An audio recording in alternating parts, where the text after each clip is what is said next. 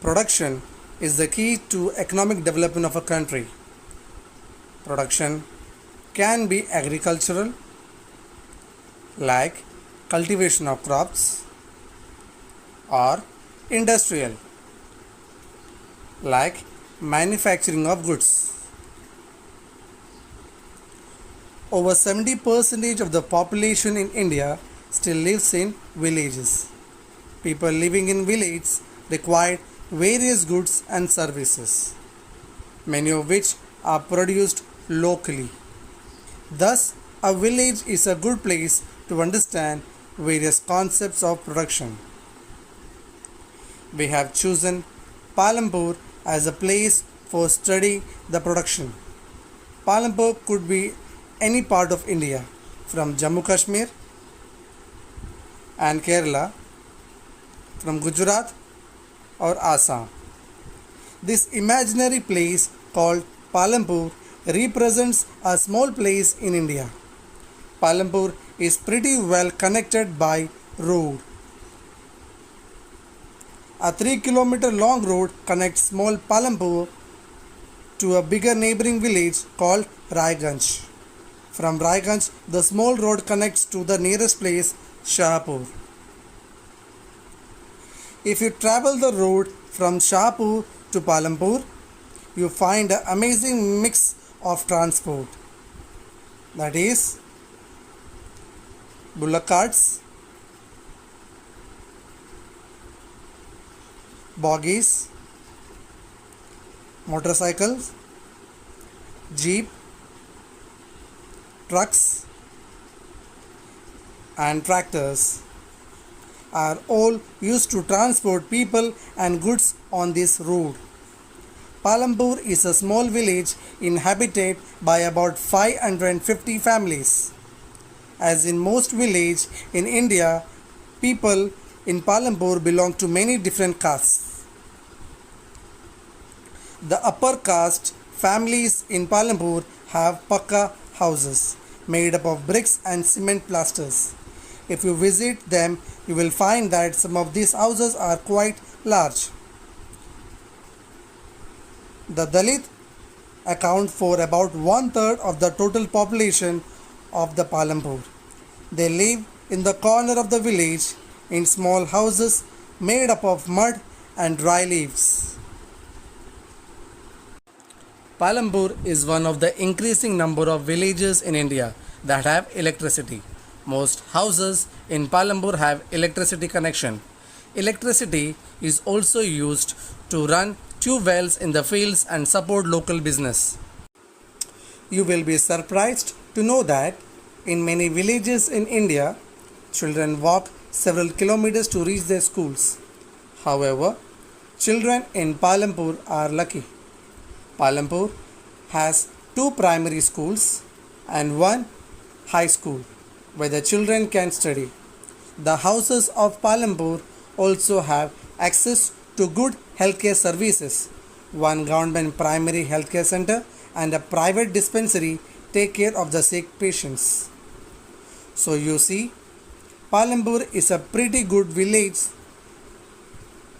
who have a good access to road connectivity, transportation, education, electricity, and healthcare services. Now let us look at the production activities that the people of Palampur are engaged in. Like most villages in India, agriculture is the main occupation in Palampur. However, all farmers of Palampur does not have same type of jobs. This upper caste families own majority of the cultivated land in Palampur. The other farmers possess small piece of land. And some are landless laborers who work as a labor in the fields of rich landlords. If you think all the people of Palampur village are farmers, you are not quite correct. Just like other villages in India, people in Palampur are engaged in several non-farming activities like shopkeeping, dairy, small-scale manufacturing, and transport services. All these production activities also require more amount of land and water. Man-made resources like raw material, human efforts, intelligence, and of course, money. In this video, we will see how these resources are used to produce goods and services in Palampur. We use a number of these goods and services every day. All these goods and services are from the food we eat to the clothes we wear, the technologies we use, and services like bank and the transport we use to travel are available to us through these production. Suppose you have a great idea of making a product or services required by the people. For that, you put your idea into action. You need to consider the factors required for its production. Whether you want to produce a crop, set up an office or building, a factory, you will need some place to do so. Thus, the first requirement for the production is land.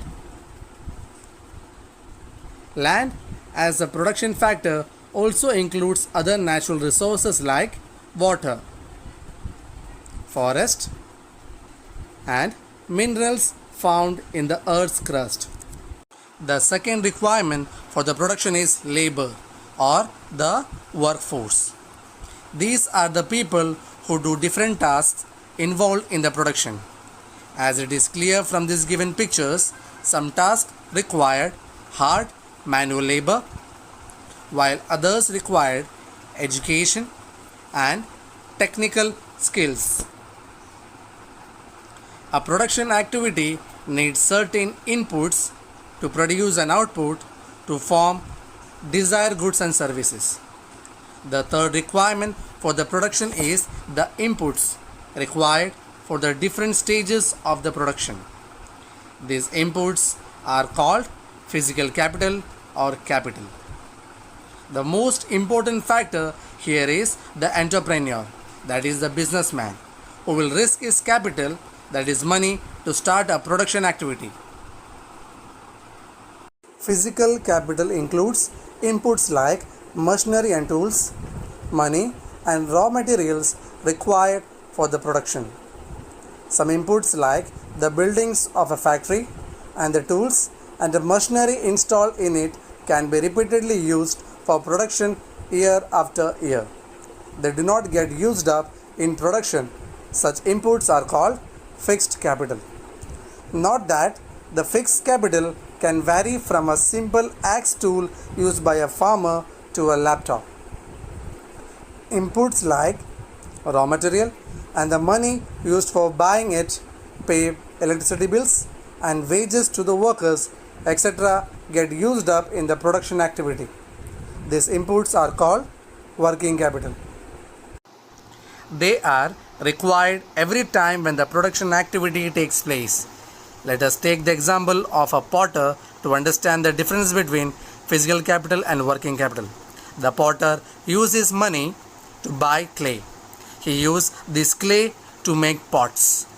Money and clay is used in the production of pots. Hence, these are his working capital. However, the potter's wheel can be used again and again to make pots. It does not get used up in the production of pots. Thus, it is his fixed capital. The fourth requirement for the production is human capital. Human capital puts his or her knowledge and efforts to manage with the other factors like land, labor, and physical capital to start the production of goods or services. Thus, land, labor, physical capital, and human capital are the four requirements for the factors of production activity. The main production activity in Palampur is farming. Over 75% of the working population in Palampur is engaged in farming. This includes farmers and farm laborers. The welfare of the farming community is directly dependent on farm production. The more production, the happier the farmers and the farm laborers. So, how do we increase farm production? Well, there are two ways for doing it. One way to increase farm production is to increase land area under cultivation. The other way to increase farm production is to adopt methods that allow you to grow more crops on the same land. Let's explore both of these possibilities. Let us start with the possibility of increasing the land resources for cultivation. Land is a limited resource. We require land not just to grow crops, but to build houses, industries, public gardens, schools, and hospitals, etc. Thus, it is difficult to increase land area under cultivation. The only way to increase land under cultivation is to convert wasteland into cultivable land. However, wasteland is also limited, so this method can only increase farmland limitedly. What is true of a Palampur is largely true for every village in India. Let's observe in this graph how total land under cultivation in India increased only limitedly between 1950 and 1970. Between 1970 and 2000, the land area under cultivation remained unchanged. Note that the land area in table is mentioned in million hectares. Hectare is the standard unit of measuring the land areas and is equal to the area of a square having side of 100 meters. Thus, 1 hectare is equal to 10,000 square meters.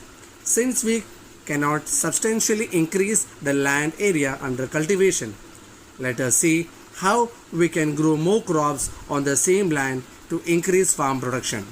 You can grow more crops on the same land in two ways. You can either adopt multiple cropping or use modern farming methods. Let us discuss both these ways in detail. Let us start with multiple cropping. Farmers in Palampur grow jowar and bajra during Kharif season. These crops are used as cattle food. After harvesting jowar and bajra, the farmers grow potato in their fields between October to December. After the potato harvest, the farmer sow wheat in the winter season, which they harvest between the monsoon the next year. The part of the land in Palampur is used to grow sugarcane that takes about a year to grow. Thus, in a period of 1 year, farmers in Palampur grow 3 crops on the same land. This method of growing more than one crop on the same land in a year is called multiple cropping. Farmers in Palampur can grow multiple crops in a year because they are not dependent on rains for irrigation. They have access to electrical power tube wells to irrigate their fields. All villagers in India are not lucky as Palampur. Less than 40% of the cultivated area in India is irrigated and is primarily in the northern and coastal plains. In regions like Deccan Plateau, farmers are largely dependent upon rainfall for cultivation. Now, let us learn about how modern farming helps to increase farm production and how these methods are different from traditional methods of cultivation. Before we proceed, let's understand how farm production is measured. Farm production is measured as yield, it means production, which is the total quantity of a crop produced in a piece of land in a year. To the 1960s, crops were grown using traditional seeds that required less irrigation and grew well with natural manure made from cow dung. Traditional farming is less expensive as the farmer does not have to buy too many things. but it produced a lower production of crop. The Green Revolution in 1960s introduced modern farming methods that used hybrid seeds like HYV seeds that required a lot of water, chemical fertilizers and pesticides. Modern farming is very expensive as the farmer had to purchase many things like hybrid seeds, fertilizers and pesticides, and also had to pay for the electricity and the installation of tube wells. However, the crop production was very high as compared to the traditional production. With increasing production, big farmers invested in farm machinery like tractors and harvesters. These machines speeded up the work but increased the farmer expenditure on fuel and maintenance. The high yield seeds used in the modern farming produce more grain on each plant as compared to the traditional seeds. This is how farmers got higher production through modern farming. Farmers in Punjab, Haryana, and Uttar Pradesh were the first to adopt modern farming methods in India, and their production got more than double. The Green Revolution in India was more successful for some crops than the others. This chart clearly shows that wheat production in India has increased, to the production of pulses has not changed much. Later, people started associating several environmental and economic effects with modern farming methods. Let us take a look at them. More use of large quantities of chemical fertilizers and pesticides killed useful bacteria in the soil, lead to soil degradation and decrease in the natural fertility of soil. Chemical pesticides and fertilizers percolate to the ground and pollute groundwater resources. Excess use of groundwater through tube wells has created water shortage in many areas. With decreasing soil fertility, farmers are forced to use more and more fertilizers to maintain their production level. This is increasing the cost of production for the farmers and decreasing their income. Thus, we need to adopt modern farming method with care for sustainable of farm production. We have discussed multiple cropping and modern farming as two ways to increase farm production. However, farm production also depends on how much land a farmer has. Let us see how cultivable land is divided amongst farmers in Palampur. Around 1/3 of the families in Palampur are landless. Here is the aerial view of the farms in Palampur. If we observe carefully, we can see that there are large number of small fields and few large ones.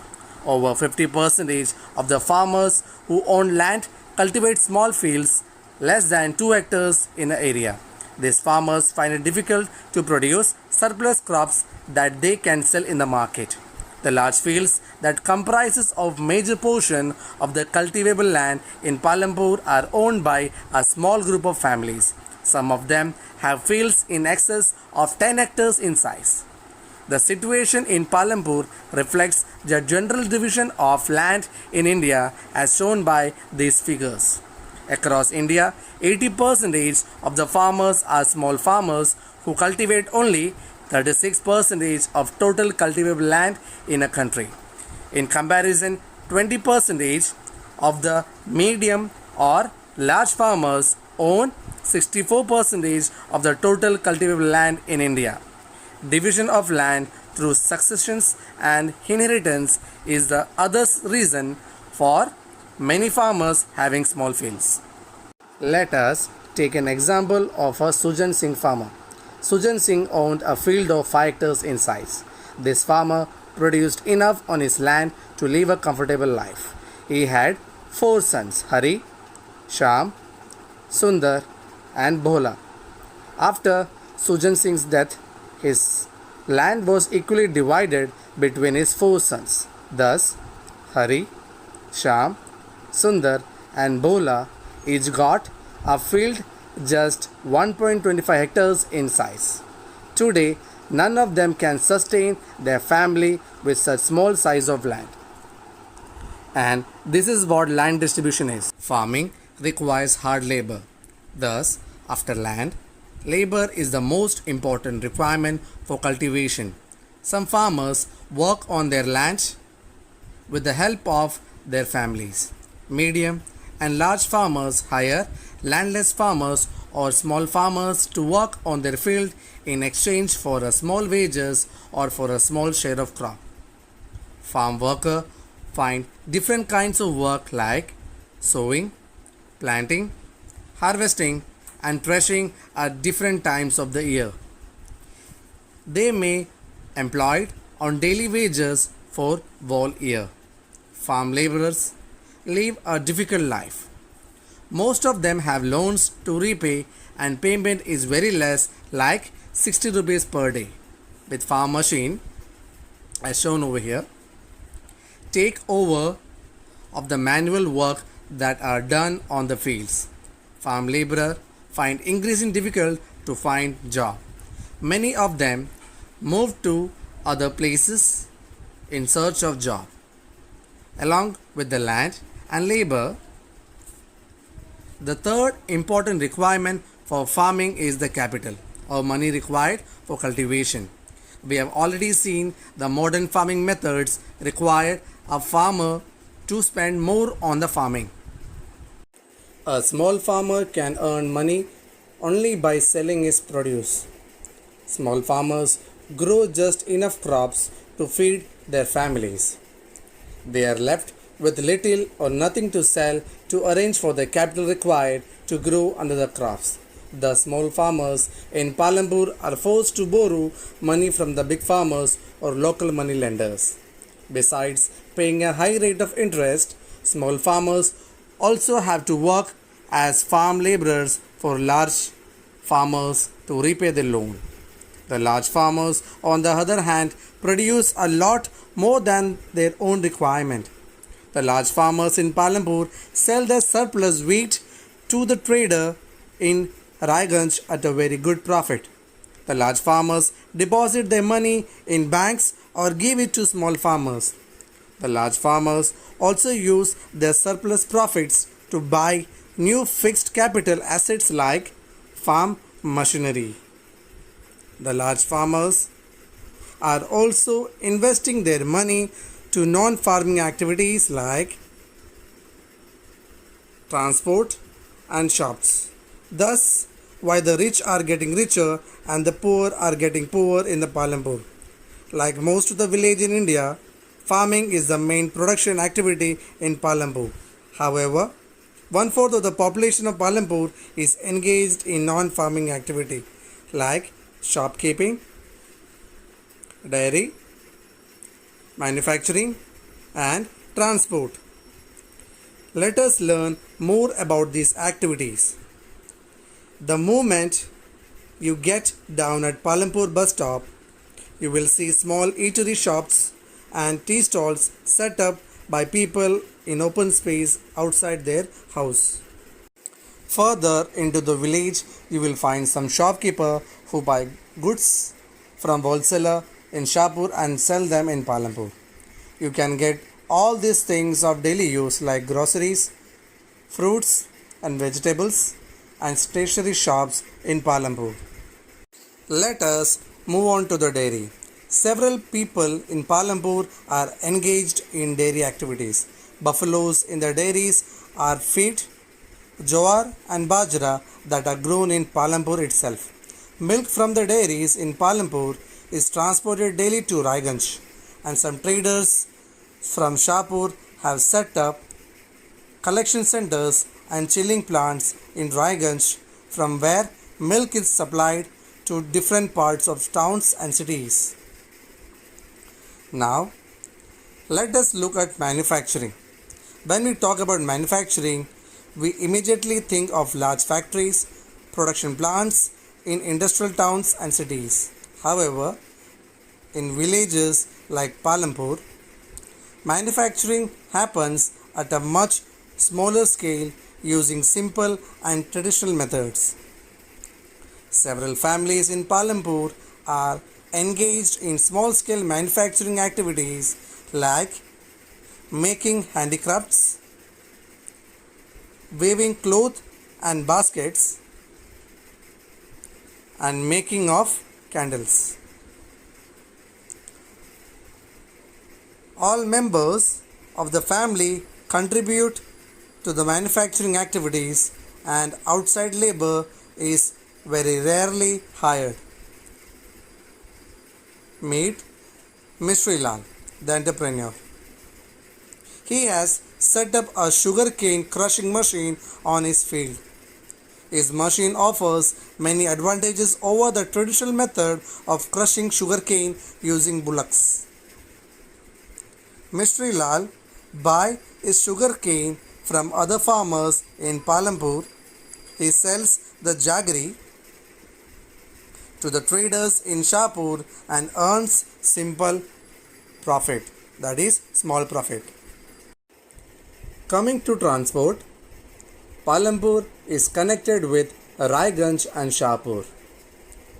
A number of people in Palampur are engaged in transporting people through this route using a variety of vehicles like cycle rickshaws, bullock carts, jeeps,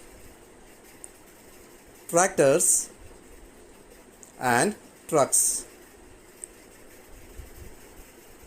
Here is Kishora, a man of multiple jobs.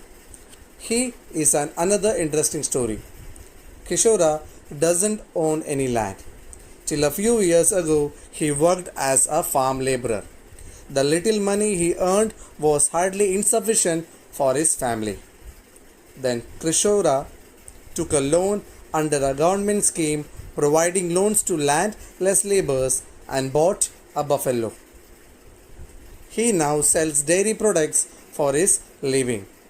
Kishora also bought a cart for his buffalo and used it for different types of transportation.